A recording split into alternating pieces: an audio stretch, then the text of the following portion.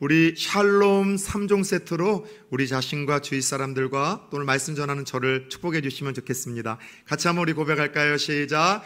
샬롬. 주위 사람들이 축복합시다. 샬롬. 또 저를 향해서요. 저는 여러분들 축복하겠습니다. 샬롬. 이 한 주도 하나님만이 주실 수 있는 하늘의 은혜와 평강이 여러분들에게 넘치기를 예수의 이름으로 축원합니다. 목회 생활을 하면서 누군가에게 부탁받은 기도 제목 중에 가장 강렬하고 때로는 비장함까지 느껴지는 기도 제목은 이런 기도 제목이었었습니다. 은혜가 아니면 죽음을 달라고 기도해 주십시오. 너무 강렬하지 않습니까?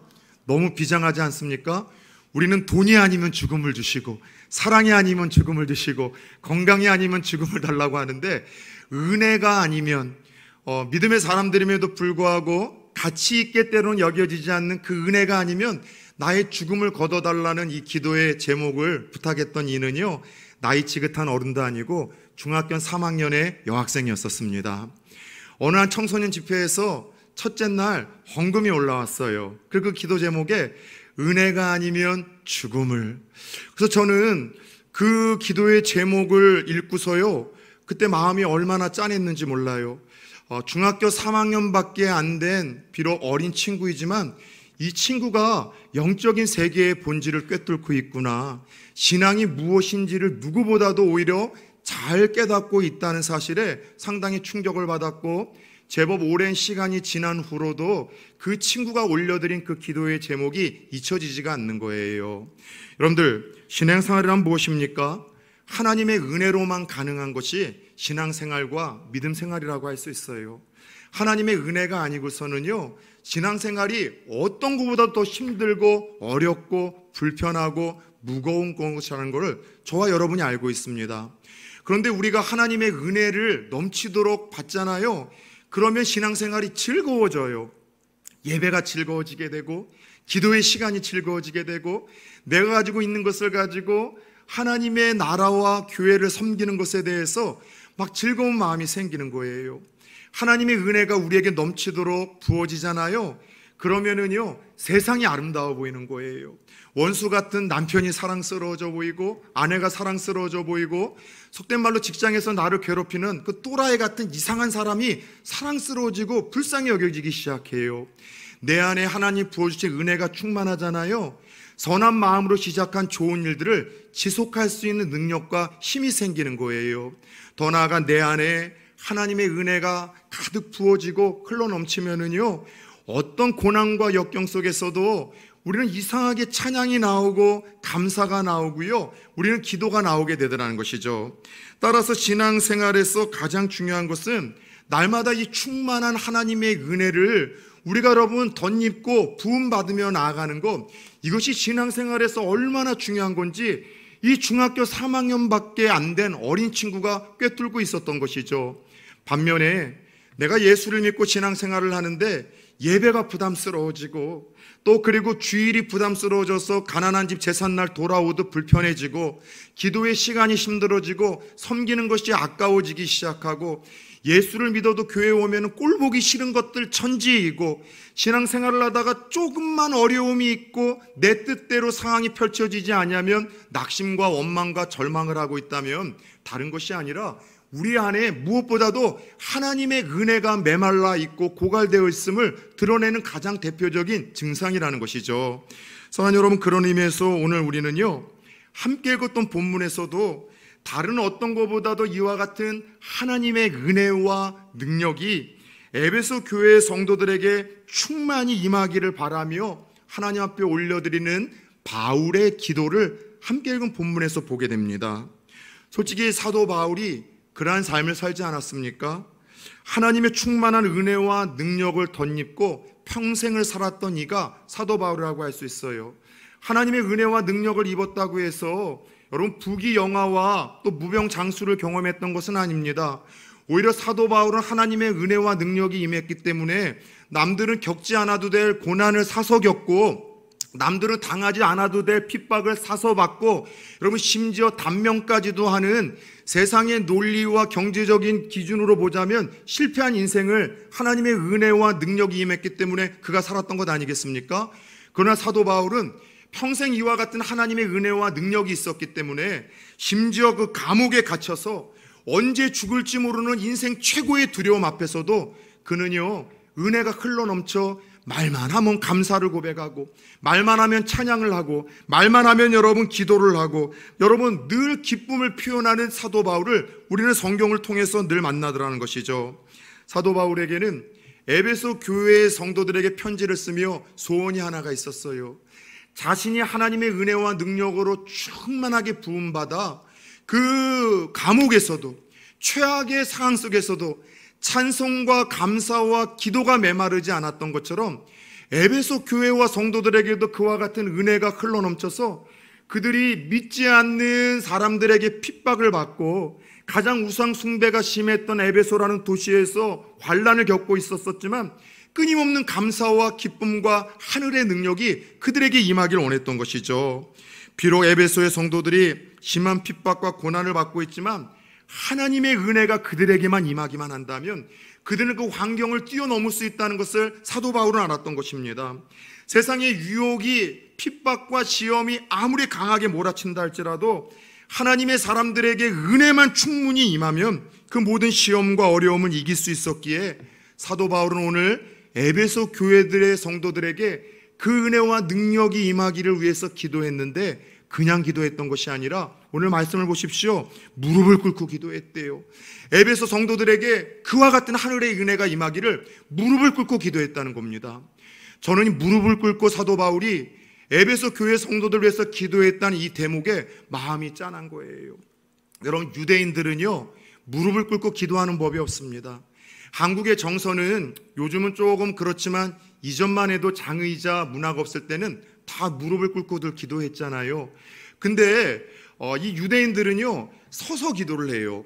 그런 유대인들의 기도 문화 속에서 무릎을 꿇을 때는 딱 두 번이 있는데 철저히 자기의 죄를 통회하며 자복하고 회개할 때 그때 무릎을 꿇고 기도하고요. 두 번째는요, 절박한 기도 앞에서 간절한 마음의 소원이 있고 간절한 기도의 제목이 있을 때 그때 유대인들은 무릎을 꿇는데 사도 바울은 자신의 생명이나 자신의 목숨을 위해서, 자신의 안위를 위해서 무릎을 꿇었던 것이 아니라 에베소 교회의 성도들이 하나님의 은혜와 그 능력을 경험하기 위해서 무릎을 꿇고 기도했다는 이 장면에 마음이 짠한 거예요.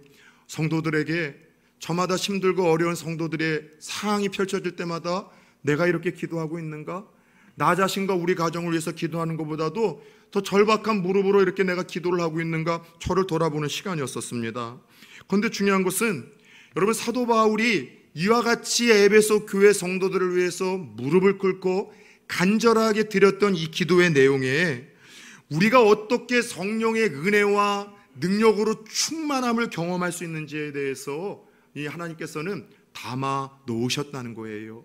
사도 바울의 오늘 이 기도의 내용을 살펴보면은요, 오늘 살아가는 저와 여러분들이 어떻게 즐겁게 신앙생활을 하고 어떻게 고난과 역경 속에서도 그걸 넘쳐 우리가 찬양과 감사와 기도의 삶으로 변화를 시키고 어떻게 여러분 선한 일들, 좋은 일들을 지속할 수 있는 그 힘을 얻을 수 있는지, 성도들이 어떻게 충만한 은혜와 능력을 경험할 수 있는지에 대한 영적인 비결이, 그 방법이 오늘 함께 읽은 이 사도 바울의 기도 안에 그대로 적혀져 있다는 것이죠. 사랑하는 성도님들, 무엇보다도 오늘 이 기도의 내용을 통해서 오늘 사도 바울이 에베소 교회 성도들에게 주고자 했었던 그 하나님의 충만한 은혜와 능력, 오늘 이 시대에 힘겹게 하루하루 살아가고 무능력하게 살아가는 저와 여러분들에게 하나님께서 예배를 통해 주고자 하시는 하늘의 은혜와 능력을 덧입음 받을 수 있는 복된 시간이 되어질 수 있기를 예수 그리스도의 이름으로 축원합니다.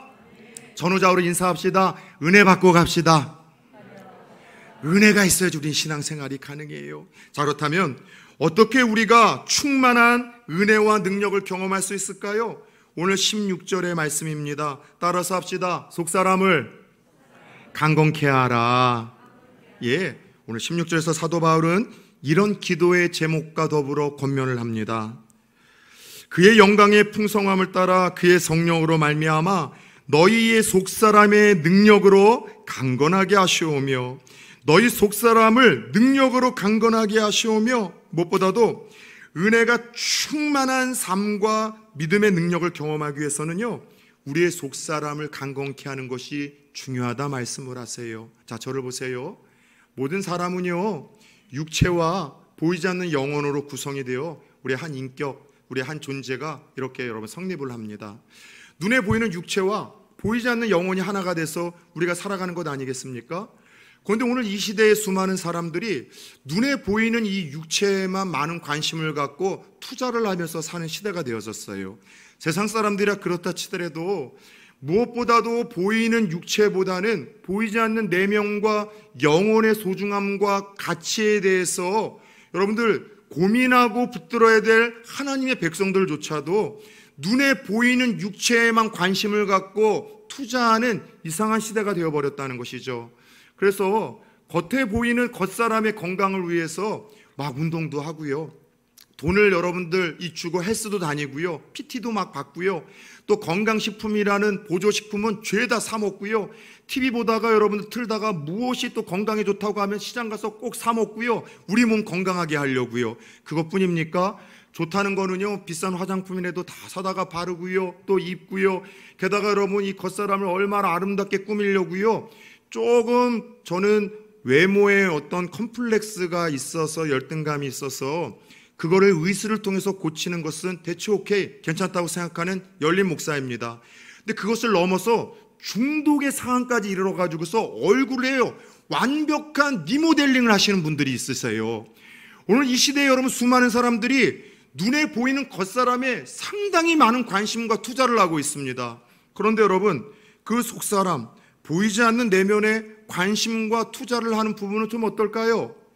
오히려 살면서 정말 신경 써야 될 것은 여러분 눈에 보이는 우리의 겉사람이 아니라 보이지 않는 내면의 건강, 속사람의 건강, 영혼의 건강이라는 것을 성경은 말씀을 하세요. 필리핀에서 이 높이 100m가 되는 모든 마을의 자랑이 되는 그런 거목이 하나 있었는데 징조도 없다가 어느 날 하루아침에 이 100m의 거목이 쓰러져 가지고서 온 마을에 비상이 된 적이 있었습니다.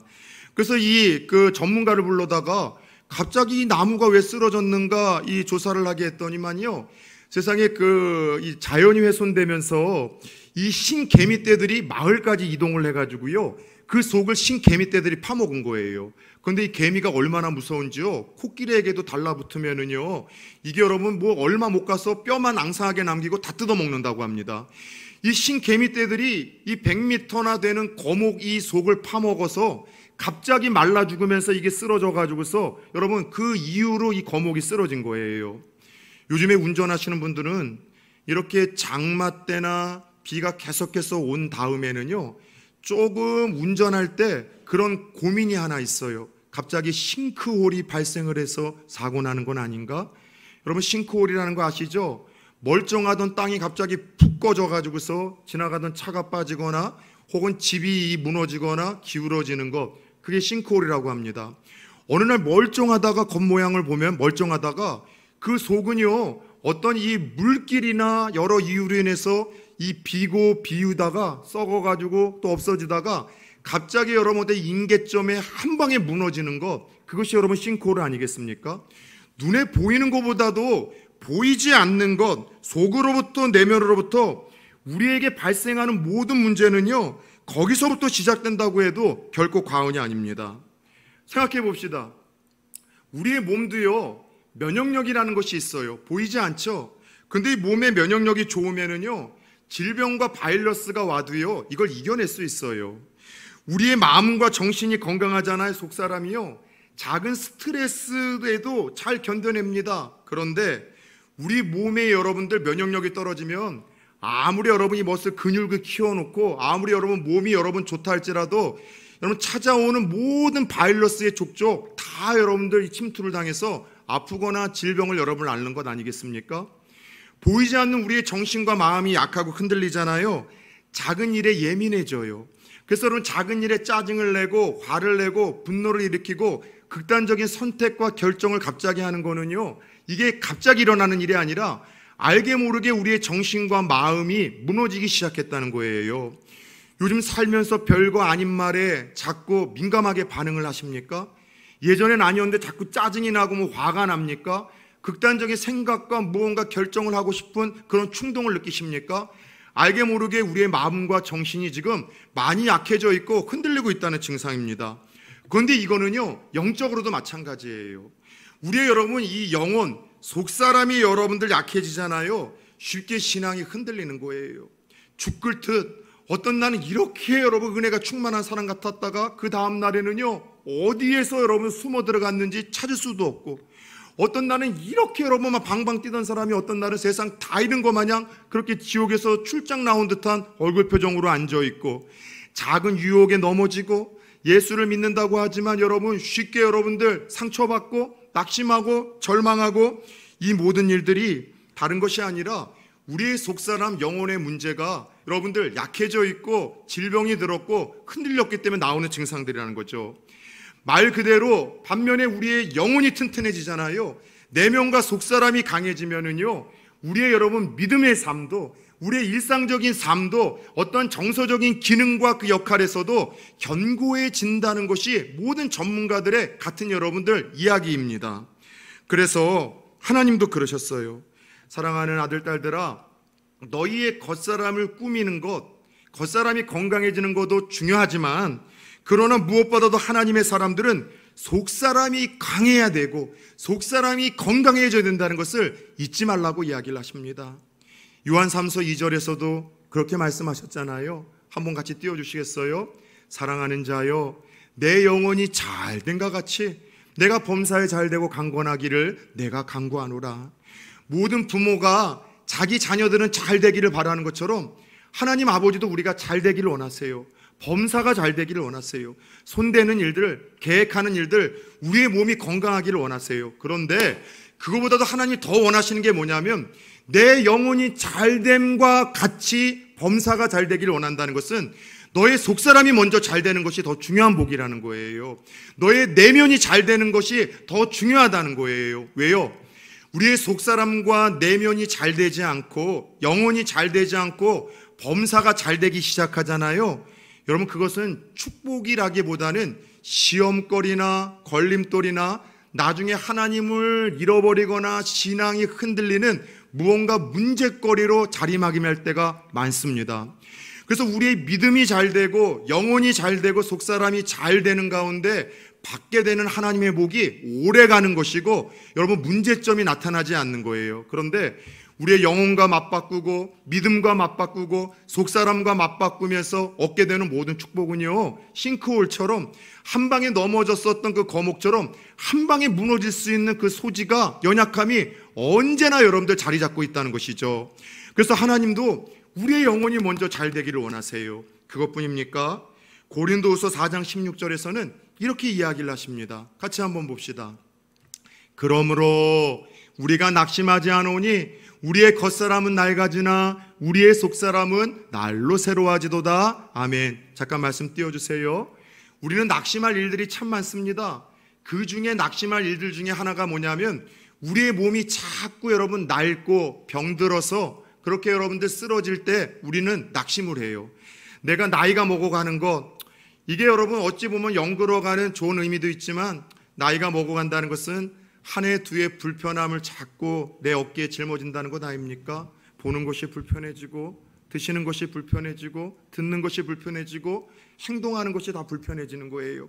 내 몸이 아플 때 우리는 믿음의 사람임에도 불구하고 낙심할 수밖에 없어요. 그런데 믿음의 사람들, 성도들은요, 우리의 몸에 질병이 찾아오고 몸에 어려움이 찾아오는 것도 낙심할 거리지만, 그러나 그거보다 더 중요한 것은 우리의 내면, 속사람, 영혼이 잘 되는 것, 그게 진짜 복이라는 거예요.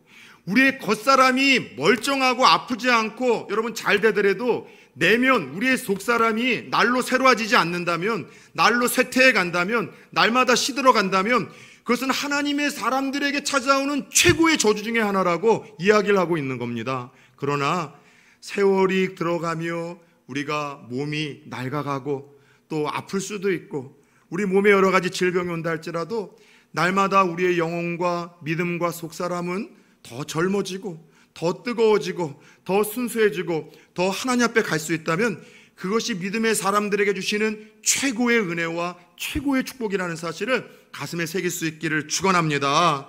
사랑하는 여러분, 무엇보다도 신앙생활이라는 것은 우리의 속사람을 날마다 강건하게 채워가는 것, 강건하게 여러분들 채워가는 것, 이게 신앙생활이라는 것을 잊지 마십시오. 우리의 속사람과 영혼과 믿음이 날마다 여러분 거룩한 것들 강건하게 채워지지 아니하면은요, 어느 날 한순간에 무너질 수 있고 한순간에 쓰러질 수 있습니다. 어떻게 우리의 속사람을 여러분 건강하게 만들어 갈 수 있을까요? 어떻게 우리의 내면과 우리의 영혼을 강건하게 만들 수 있을까요? 오늘 함께 읽었었던 본문 16절에서 이와 같이 말씀하십니다. 따라 세웁시다. 그의 성령으로 말미암아. 예, 우리의 속사람을 능력으로 강건케 할 수 있는 방법은 하나님이 약속하신 그 성령으로 말미암아 가능하다고 이야기를 했어요. 여러분, 성령님이 어떤 분입니까? 성령님은 예수 믿는 성도들과 사실 제일 가까운 친밀하신 분이 우리 성령님이세요. 하나님 아버지와 예수님께서 이 땅을 살아가는 성도들을 도우시기 위해서 보내주신 그 하나님이 성령 하나님이십니다. 그분의 이름 자체가 도와주시는 분이란 뜻이 있어요. 성령님은 우리가 하나님이 약속하신 믿음의 길을 걸어갈 수 있도록, 하나님이 약속하신 하늘의 영광과 그 능력과 소망을 빼앗기지 않고 누리고 맛볼 수 있도록, 우리가 예수님을 닮아가는 성숙한 사람으로 변화시켜 갈 수 있도록 도우시는 분이 바로 성령님이에요. 그래서 날마다 이 성령님을 우리가 의식하고 성령님을 의지하고 성령님을 날마다 붙들고 성령과 동행할 때 우리의 속사람은요, 매일매일 새로워지고 매일매일 건강해지고, 그러므로 인해 하나님의 은혜와 능력이 우리 안에 채워진다라고 오늘 어려운 말씀을 제가 쉽게 지금 풀어드리는 거예요. 사람 무엇보다도 어린아이들이 엄마를 부르고 찾듯 얼마나 많이 부릅니까? 여러분들 아침에 눈 뜨자마자 엄마 뭐는 어디 있어? 엄마 뭐 주세요? 엄마. 우리가 그랬으면 좋겠어요. 하루아침에 눈을 뜨면서 성령님 오늘도 내 생각을 가득 채워주세요. 성령님 오늘도 내 마음을 다스려 주세요. 성령님 오늘도 내 전 인격을 통치해 주세요. 그래서 내 생각과 마음에 하나님 더러운 것들 다 뽑아내 주세요. 하루에도 수도 없이 더러운 것들이 제 마음과 생각에 자리를 잡습니다. 음란하고 음탕한 것이 생각과 마음에 자리를 잡습니다. 패배의식과 열등감이 하나님 하루에도 수도 없이 제 마음과 생각을 사로잡습니다. 우울하고 어둡고 부정적인 것들이 예수를 믿지만 제 마음과 생각을 꽉 자리 잡고 있을 때가 있습니다. 누군가를 죽이고 싶을 정도로 미워하는 마음, 시기하고 질투하는 마음이 예수를 믿지만 내 마음과 생각에 가득해서 하나님 저를 너무나 공고하게 만듭니다. 성령님 제 생각과 마음에 찾아와 주세요. 다스려 주세요. 악한 생각 뽑아내 주시고 음란하고 음탕한 생각 제거해 주시고 절망과 우울감과 어둡고 부정적인 생각들 하나님 다 뽑아내 주옵소서. 성결하고 청결하고 깨끗한 마음과 생각 갖게 하시고 사랑하고 용서하고 겸손한 생각과 마음 갖게 하시고 더 나아가 아버지 하나님 겸손한 마음 갖게 해주세요. 성령님 제 눈에 봐야 될 것들을 보고 보지 말아야 될 것들을 보지 않을 수 있도록 성령님 제 눈을 좀 통치해 주세요. 내 귀를 좀 다스려 주셔서 듣지 말아야 될 소리 듣지 않게 하시고 들어야 될 세밀한 하나님의 음성을 말씀을 통해서 사건을 통해서 석양에 해지는 그 노을과 자연을 통해서 듣게 하여 주옵소서. 성령이 제 입술에 파수꾼 좀 세워주세요. 툭하면 신경 쓰지 않으면 누군가에게 상처 주는 입술이 되고 원망하고 불평하는 입술, 누군가에게 미련함을 쏟는 그런 입술이 될 때가 많은데 성령님 제 입술을 좀 다스려 주셔서 입이 벌려질 때마다 찬양하게 하시고 감사하게 하시고 기도하게 하시고 예수 그리스도가 구원자여 생명이요 그분 안에 행복이 있음을 전하는 복음 전하여 생명 살리는 입술 되게 하여 주옵소서. 누군가를 위로하고 격려하고 살려내는 입술로 쓰임받을 수 있도록 성령님 제 생각과 제 마음과 제 눈과 귀와 제 입술에 충만하게 임하셔서 제 속사람을 날마다 새롭게 하여 주옵소서. 이것이 저와 여러분의 기도 제목과 여러분 소원이 되기를 축원합니다. 그래서 우리의 속사람이 날마다의 성령과 함께하고 동행하고 그분을 의지함으로 새로워질 때 우리는 그 어떤 환경에도 주눅들지 아니하고 어떤 상황 속에서도 감사하고 기뻐하고 여러분 우리는 노래할 수 있는 진정한 충만한 하루를 버틸 수 있는 그러한 조그만 은혜가 아니라 내 주어진 상을 뛰어넘고서 여러분 흘릴 수 있는 충만한 은혜와 능력을 덧입게 된다는 사실을 오늘 말씀을 통해서 기억할 수 있기를 예수 그리스도의 이름으로 축원합니다. 두 번째, 어떻게 충만한 하나님의 은혜와 능력을 우리는 경험하게 될 것일까요? 17절 보니 예수님을 마음의 주인으로 앉혀드려야 된다라고 말씀을 하십니다. 17절입니다. 믿음으로 말미암아 그리스도께서 너희 마음에 계시게 하시옵고, 예수 그리스도가 너희 마음에 있어야지만 하나님이 사도 바울에게 주셨던 그 은혜와 능력이 너희들에게도 주어진다는 것이죠. 여러분, 이쯤 돼서 그냥 멍 때리시면서 말씀만 듣는 것이 아니라 생각하시면서 들으시는 성도님들이 되었으면 좋겠어요. 이 말씀이 좀 이상하지 않습니까? 에베소서는 여러분 누구에게 보내는 편지입니까? 예수 안 믿는 불신자에게 보내는 편지가 아니라 에베소서에서 이미 예수를 믿고 있는 그리스도인들에게 보내는 편지예요. 그런데 그리스도인들에게 이미 예수를 믿고 있는데 왜 너희 마음에 예수 그리스도가 계시기를 바울은 기도를 하고 여러분 그렇게 여러분 바울은 간절하게 하나님께 구하고 있을까요? 너희 마음에 예수 그리스도가 계시기를 원한다. 믿는 사람들한테 편지를 쓰면 이 말을 하는 게 이상하지 않습니까? 근데 저는 확신이 생깁니다. 왜 이 말을 했을까? 두 가지 이유인데, 첫 번째 소극적인 의미로는요, 미안하지만 에베소 교회 성도들 중에도 믿는 척은 했지만 진짜 마음에 예수님 모시지 않은, 믿지 않는 사람들이 있었기 때문이에요.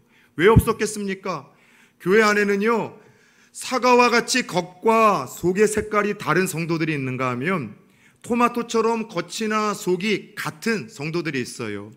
겉으로 볼 때에는 저분 이제는 직분을 받았고 제법 기도도 잘하고 교회 생활 잘하니까 구원받았겠지, 예수 믿겠지 생각을 하지만, 죄송하지만 천국에 가봐야지 알 것 같으신 분들이 코로나를 통해서 조금씩 드러나는 것 같아요. 근데 어떤 분들은요, 겉으로 보이는 거나 속으로 보이는 거나 분명하게 한결같으신 분이 있어요. 어떤 상황 속에서 예수 그리스도가 나의 하나님, 나의 구원자로 고백하고 그분을 놓치지 않는 거죠. 여러분들, 에베소 교회에도 그런 성도들이 있다면 혹시 부산 총교회에는 그런 분들 없을까요? 믿는다고 하지만 그 마음에 예수 그리스도가 인생의 주인으로 구세주로 모셔드리지 않고 구원과 상관없는 자들이 있을지 모르겠습니다. 혹시 그런 분들이 에베소 교회에 있었던 것처럼 오늘 이 시간 우리 가운데도 있다면 오늘 말씀처럼 예수 그리스도를 나의 하나님, 나의 구원자, 내 죄를 용서할 수 있는 유일한 한 분이 예수 그리스도요, 내가 죽음 너머에 가야 될 곳을 다른 곳이 아니라 천국으로 이끌 수 있는 인도자는 예수 그리스도 한 분뿐이심을 고백하고 시인하고 그 예수님을 마음에 모셔드림으로 말미암아 여러분의 마음에 예수 그리스도를 모셔드릴 수 있기를 예수님의 이름으로 축원합니다. 에베소 교회에 믿는 것 같지만 믿지 않는 사람들이 있기에 이 기도를 한 거예요. 그런데 더 중요한 것은 이미 믿는 사람들에게 여러분 이 말씀은 무슨 뜻인가 하면 예수님을 이제는 너희 인생의 손님이 아니라 주인으로 대해줘야지만 너희에게 그 은혜와 능력이 임한다는 이야기예요. 예수님을 믿지만 두 종류의 믿음의 사람들이 있습니다. 첫 번째는 예수님을 믿어요.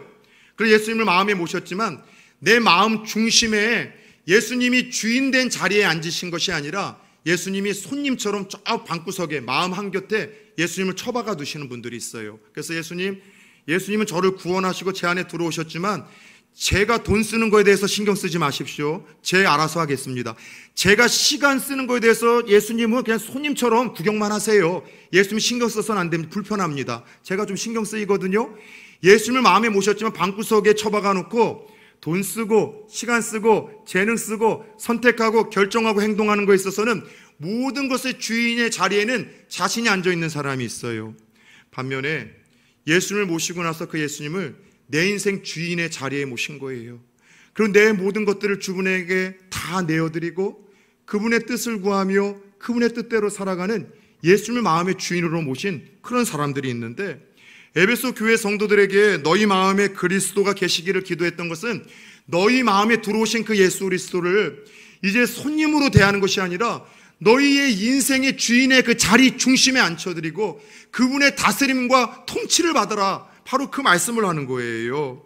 그런데 여러분, 솔직히 이야기해 봅시다. 예수님은 우리의 마음에 모셔서 내 인생의 주인으로 모시고 사는 것, 이거 쉽지 않습니다. 내 삶의 주인으로 예수님을 모시고 앉혀드리는 것, 이거 정말 어려워요. 예수님 내 주인으로 모시면은요, 불편한 것이 너무 많아요. 신경 써야 될 것이 너무 많아요. 믿는다고 하면서 지금까지 내 마음대로 다 했는데 내 마음대로 할 수 없어요. 돈 쓰는 것, 시간 쓰는 것, 내가 자녀들 키우는 것, 내가 선택하고 행동하고 결정하는 것, 내가 주인 돼서 내 마음대로 예수님이 주인 되면은요, 이거 너무 불편하거든요. 그래서 이 일은요, 여러분 믿음이 필요한 일이에요. 또 다른 믿음, 구원받음의 믿음이 아니라 예수님을 내 인생의 주인으로 섬기는 것은 믿음이 필요하기에 17절을 보세요. 그리스도께서 너희 마음에 계시게 할 때 무엇으로 말미암아 따라 세우시다. 믿음으로 말미암아. 그럼 믿음이 없으면은요, 예수님을 내 안에 모셔도 내 안에 인생의 주인의 자리에 앉힐 수가 없어요. 어떤 믿음이 있어야지만 이것이 가능하냐? 이런 믿음 아닐까요? 내 인생의 주인이 내가 되어 이끌어가는 것보다 예수님이 내 인생의 주인 되면 불편한 거 있습니다. 신경 써야 될 거 있습니다. 그러나 저보다도 더 훨씬 안전할 것이고 훨씬 더 유익할 것이고 그 마지막은 훨씬 더 축복될 것이고 평안할 것이다. 이 믿음이 있을 때 우리는 내 인생의 주인의 자리에 예수님 앉혀드리는 거예요. 예수님은 내가 모르는 것 아시고 내가 볼 수 없는 거 앞서 보시고 내가 할 수 없는 거 다 하시는 분이기에 그 예수님이 내 마음에 오셔서 내 인생의 핸들을 부여잡는다면 내가 내 인생의 주인 되었을 땐 믿음에도 불구하고 이렇게 사고가 나고 저렇게 사고가 나고 저렇게 문제가 나는데 예수님이 내 자리에서 주도권을 가지고 내 삶을 책임져 주신다면 내가 주인 되어 내 삶을 이끌어가는 것보다도 훨씬 더 안전하다. 결국은 훨씬 더 이것이 평안하다. 반드시 축복이 된다. 이 믿음이 있을 때에만 비로소 예수님을 우리 안에 인생의 주인으로 모실 수가 있는 거예요. 사랑하는 여러분, 여러분의 마음속에 계신 예수님은 어디에 앉아 계십니까? 손님이 되어 저 구석에 감금되어 계십니까? 아마 여러분의 생각과 행동과 삶의 영역에서 모든 것의 영역권을 들이며 여러분들을 이끌어 가시는 그 주인이 되십니까?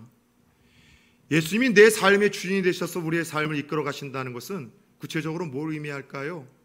저는 이와 같은 삶이 예수님을 우리 마음의 주인으로 모시는 삶이라고 확신합니다. 매 순간마다 매일 묻는 거예요. 예수님, 따라서 해봅시다. 어떻게 할까요? 한번 따라서 예수님, 어떻게 할까요? 그리고 스스로에게 질문하세요. 이렇게요. 예수님이라면 어떻게 하셨을까? 이 상황에서 예수님이라면 어떻게 생각하셨을까?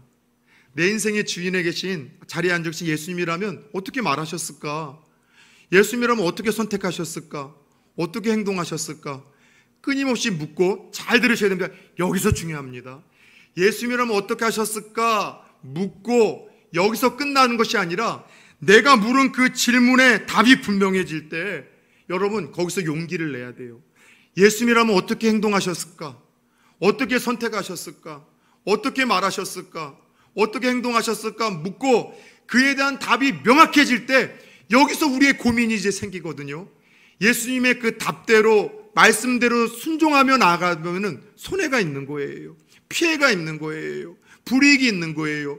그래서 믿음이 없어서 여기서 멈출 때가 많은데 이 질문의 답이 분명해질 때 용기를 내는 것, 그리고 한 발을 디뎌 예수님에게 순종하는 것, 이것을 예수님의 우리 마음의 인생의 주인으로 모시며 사는 그런 삶이라는 것이죠. 사랑하는 여러분, 예수님을 저와 여러분 안에 모셨다면 그분을 손님으로 취급하지 마십시오. 저와 여러분의 인생의 주인 자리에 앉혀드리기를 부탁드리겠습니다. 주님께서 내 삶의 모든 영역을 다스리도록 그분께 내어놓으십시오. 예수를 믿는다고 하지만 우리 인생의 주인이 내가 되어 선택하고 행동하고 결정하기에 우리는 예수 믿어도 평안치 않고 예수를 믿어도 끊임없는 염려와 걱정과 문제 앞에 서게 되고 예수를 믿어도 능력이 없는 삶을 살아가는 것 혹은 아닐까요? 여러분, 예수를 믿으면서도 끊임없이 예수 그리스도를 나의 인생의 주인으로 모시는 이 삶과 결단이 우리에게 주어지지 않는다면 구원은 받을지언정 주께서 말씀하신 그 은혜와 능력은 우리는 평생 동안 맛보지도 경험하지도 못할 수 있겠다는 생각을 갖습니다. 사랑하는 여러분, 오늘 말씀처럼 예수님을 내 인생의 주인으로 모시고 날마다 그분에게 모든 내 삶의 영역을 맡겨드리고 그분이라면 어떻게 하셨을까 질문하는 가운데 그 답이 분명해질 때 여기서 우리의 믿음의 결단이 필요합니다. 순종해 보십시오. 순복해 보십시오. 그럴 때 우리의 삶과 믿음의 뿌리는 오늘 약속의 말씀처럼 더 깊고 견고해질 것이고 주께서 말씀하신 그 은혜와 능력을 하나님은 저와 여러분들에게도 허락하실 줄 믿습니다. 끝으로 어떻게 충만한 은혜와 능력을 경험할 수 있을까요? 오늘 19절의 말씀을 보니 하나님의 사랑으로 충만해지라 말씀을 하십니다. 19절입니다. 그 너비와 길이와 높이와 깊이가 어떠함을 깨달아 하나님의 모든 충만하신 것으로 너희에게 충만하게 하시기를 구하노라. 18절 19절을 보니 하나님의 사랑으로 충만한 것은 날마다 하나님의 사랑을 알고 깨닫는 거예요. 사랑에 빠져본 경험이 있으십니까? 아주 오래전 일이라면 그때가 기억나십니까? 아니면 지금 누군가 사랑에 빠져서 진행 중이신 분들이 있습니까? 특징은요, 변해요. 근데 나도 변하지만 내가 보는 세상이 다 변합니다. 그죠? 사랑에 빠지면은요, 밥 안 먹어도 이상하게도 좋아요. 행복해요. 잠 안 자도 피곤하지 않아요. 민영, 예찬, 그죠? 같이 신혼 부부한테 물어보면 여러분 그래요. 청년들이 부럽대요. 서로 되게 사랑하는 것 같대요. 맞아요. 사랑하면 여러분들 더운 날 붙어 있어도 여러분들 덥지 않은 거예요. 그죠? 사랑하면은요 다 예뻐 보여요. 세상이 예뻐 보여요.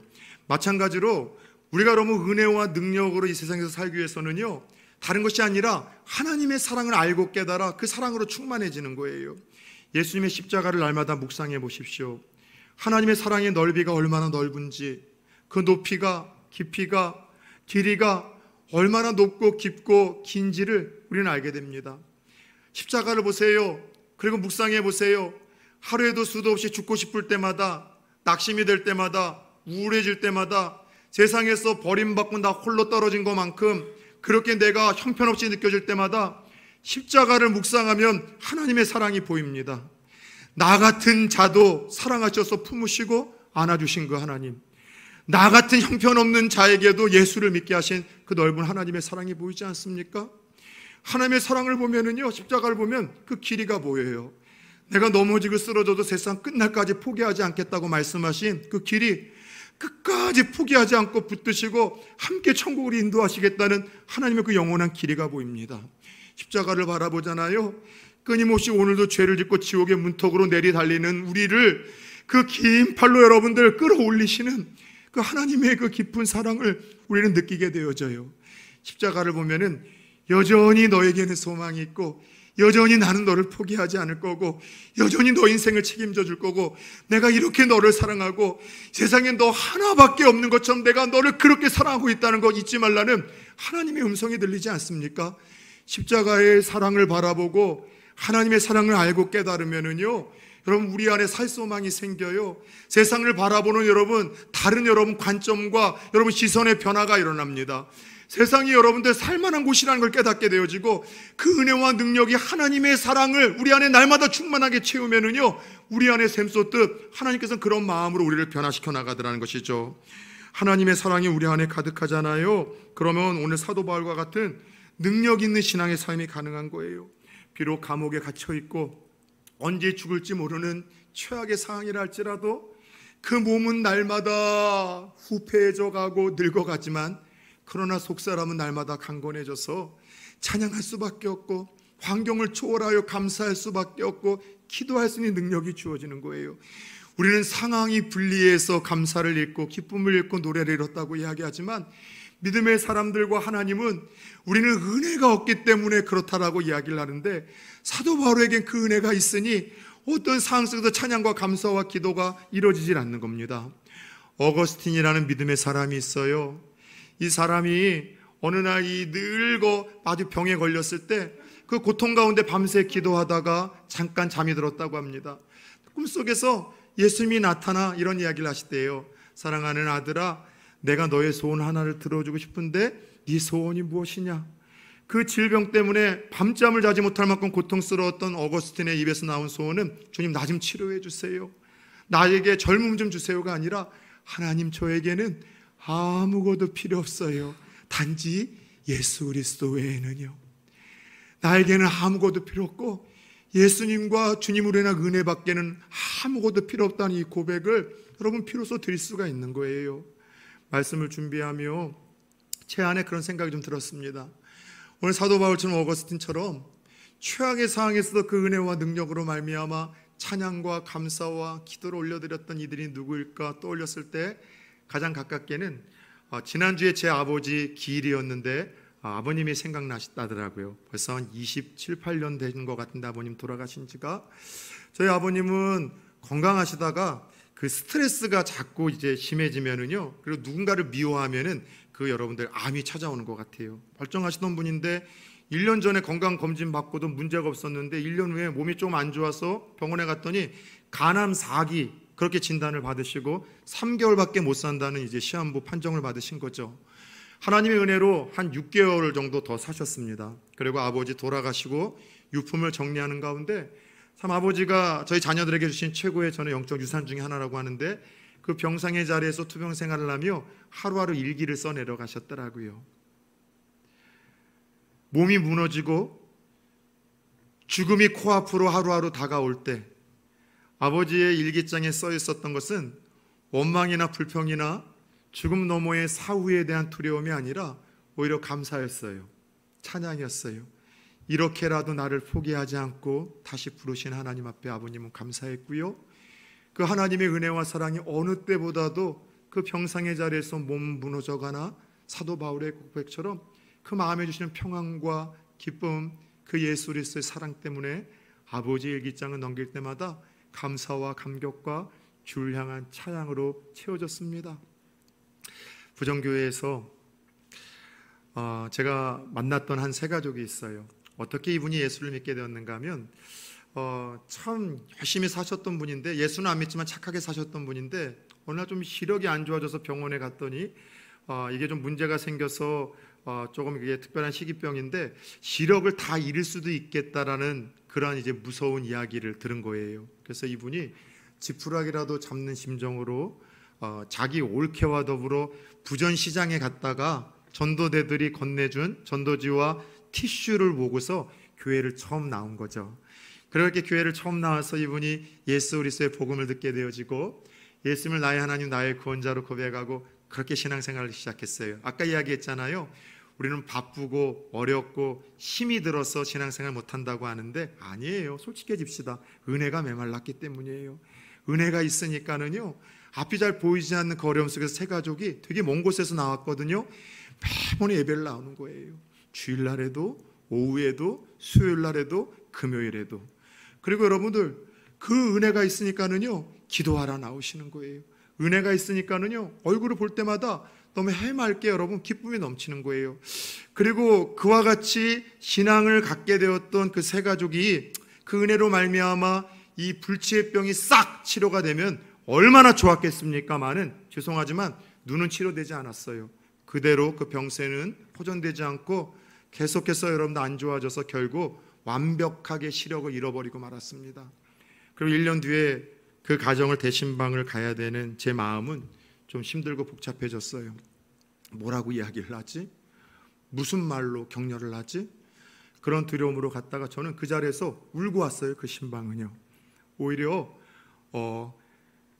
그분의 표정에 감사가 넘치는 거예요. 목사님, 아픔 보이지 않지만 영원한 천국과 하나님을 볼 수 있게 해주신 하나님의 사랑에 감사하고, 오늘 죽어도 내가 천국에 갈 수 있다는 사실에 감사하고, 어느 때보다도 보이지 않으니까 하나님을 더욱더 의지하고 신뢰할 수밖에 없는 요즘의 시간들에 대해서 감사한다라는 그 고백이 그냥 여러분들 의지적인 고백이 아니라 마음 기쁜 곳에서 넘쳐나는 그 기쁨과 감사로 말미암는 그 고백을 하는데, 저는 여러분 그 자리에 울면서 나왔어요.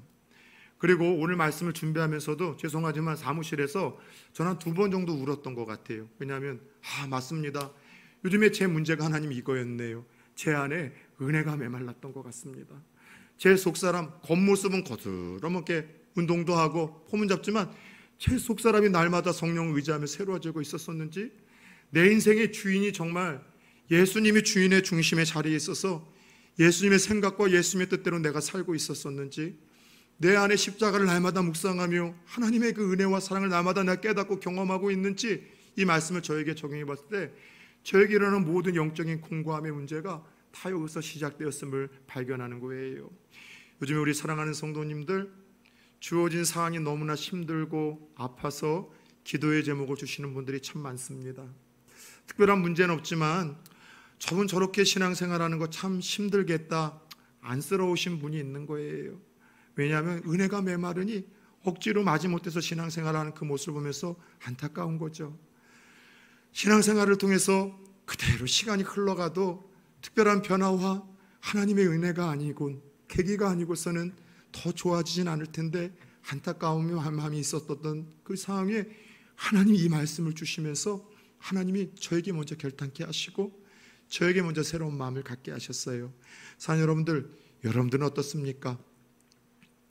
절망의 자리에서 뻘떡 일어나게 만드는 하나님의 은혜와 능력이 충만히 필요하지 않습니까?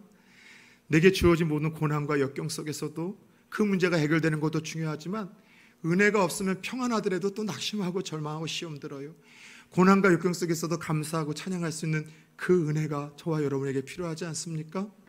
누군가가 끊임없이 꼴 보기 싫고 미워하고 그 마음이 생기는데 그를 긍휼히 여기고 불쌍히 여기고 끌어안아줄 수 있는 은혜가 우리에게 필요하지는 않습니까?